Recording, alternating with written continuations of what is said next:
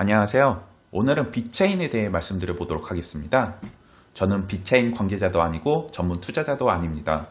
단순 개인 투자자이며 지금은 빅체인을 가지고 있지도 않습니다.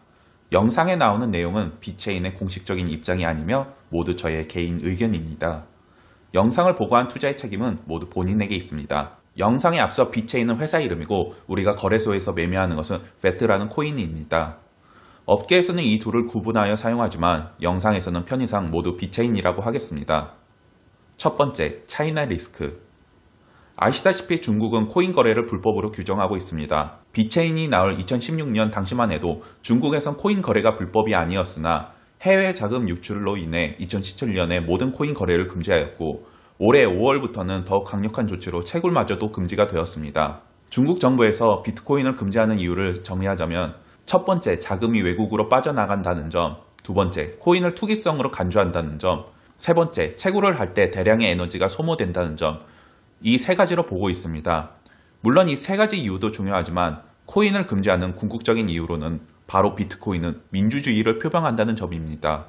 비트코인은 완벽한 탈중앙화된 코인이기 때문에 내면에는 중국 정부가 싫어하는 민주주의라는 철학이 담겨져 있기 때문입니다.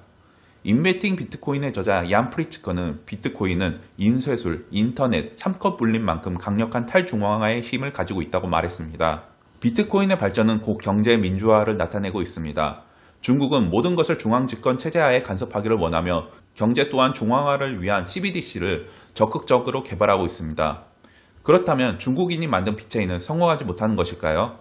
하지만 중요한 점은 빅체인은 권위증명 방식으로 이루어진 블록체인이기 때문에 탈중앙화된 코인이 아닙니다. 권위증명 방식이란 신뢰성이 증명된 참여자만이 네트워크에 참여하여 그 네트워크를 검증하는 이른바 소수의 엘리트만들이 증명하는 새로운 증명 방식입니다. 이러한 권위증명 방식은 신뢰 있는 기업들만이 네트워크에 참여함으로써 물류나 유통 분야에서 제일 적합한 증명 방식입니다. 빅체인 재단의 합의 알고리즘에 충족을 하는 101개의 마스터 노드 운영자에 의해 작동이 되고 있습니다. 이러한 권위 증명 방식을 채택하여 가격이 상승한 코인 중에 대표적인 것은 폴카닷이 있습니다. 애당초 권위 증명이라는 것은 폴카닷의 창시자인 개빈 우드에 의해 생성이 된 것입니다. 폴카닷의 파라체인에 참여하기 위해 많은 기업들이 폴카닷 코인을 구매하였으며 이를 시장에 내놓지 않고 홀딩을 하면서 큰 가격 상승을 일으켰습니다. 이러한 권위증명의 방식의 가장 큰 장점은 바로 네트워크의 처리 속도입니다. 이미 권위가 증명이 된 참여자들에 의한 검증 작업으로 작업 증명 방식과 지분 증명 방식보다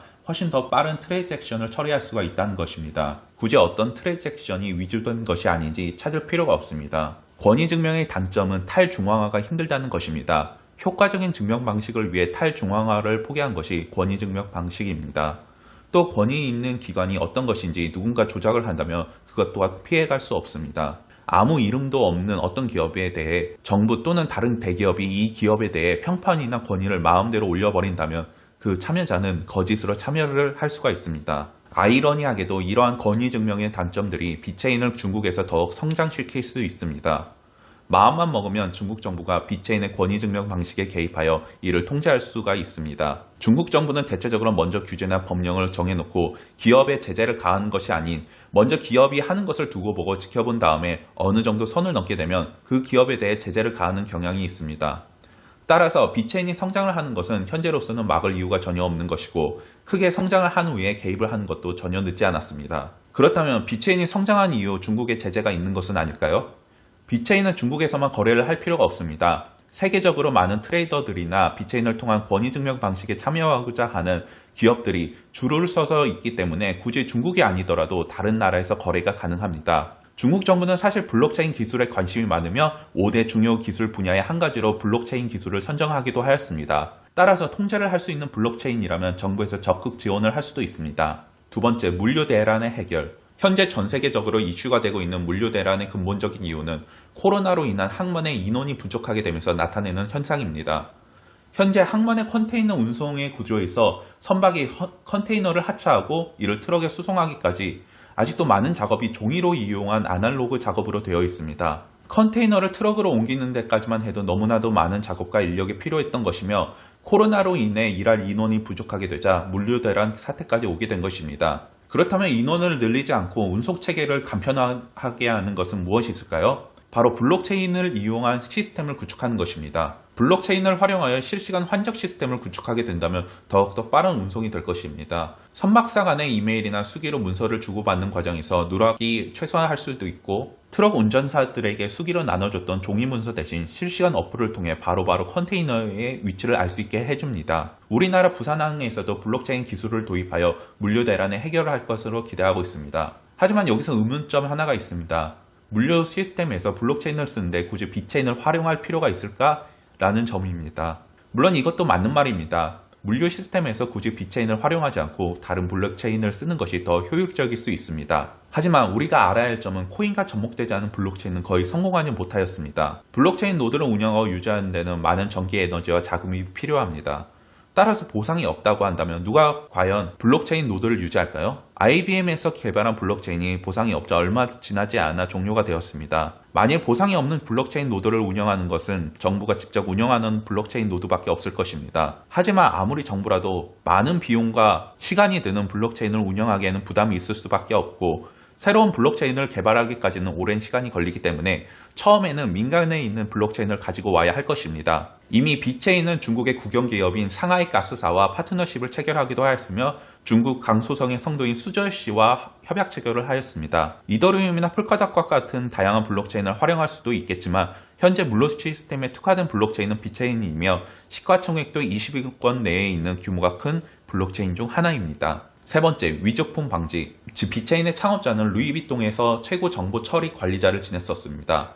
항상 루이비통 짝퉁이 유통되는 것을 방지하기 위해 많은 노력을 하였고, 블록체인 기술이 이러한 문제점을 해결해 줄 것으로 생각하고 있습니다. 짝퉁은 이러한 명품뿐만 아니라 식품이나 창작물에서도 많이 발생하고 있습니다. 전 세계 무역량의 3.3%가 위조 상품이며 그 중에서도 식품에 대한 위조품이 가장 많습니다. 중국은 식품에 대한 위조 단속에 강화를 하고 있으며 불량 식품을 제조 판매할 경우에는 최대 4형에 구형할 수가 있습니다. 이러한 위조 상품에 대해서는 블록체인 기술이 반드시 필요하며 그 역할을 현재 빅체인이 하고 있습니다. 중국에서는 저작권이라는 개념이 퍼진 지가 얼마 되지 않았습니다. 현재는 대도시에서는 저작권이라는 개념이 많이 퍼져나갔지만 아직도 많은 부분에서 저작권이라는 것을 모르고 지내는 경우가 많습니다. 지방이나 시골에 가보면 아무런 고지도 없이 남의 디자인이나 이미지를 무단으로 사용하는 경우가 굉장히 많습니다. 특히 우리나라 기업 중에 짝퉁으로 가장 피해를 보는 것은 한국 정관장입니다.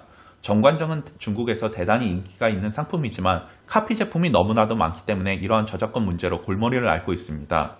이러한 현상으로 볼 때 중국으로 진출하는 국내 제품도 모두 빅체인을 활용할 확률이 매우 높습니다. 현재 코로나로 인한 물류 대란이 일어났고 코로나가 끝나는 순간부터 다시 물류는 원상복귀를 할 것입니다. 이때 많은 항만과 유통회사들은 블록체인을 도입하길 원할 것입니다. 코로나 기간을 거쳐 빅체인은 많은 파트너십을 맺었고 기술도 많이 개발되었습니다. 투자의 기본은 가치가 낮을 때 사서 가치가 높을 때 파는 것입니다. 현재는 코로나의 물류 대란으로 물류와 유통의 가치가 매우 떨어져 있는 상태입니다. 하지만 이러한 물류 대란은 언젠가는 해결이 될 것이고 많은 항만과 물류 회사가 빅체인을 사용한다면 빅체인의 가격은 크게 상승할 것으로 전망됩니다.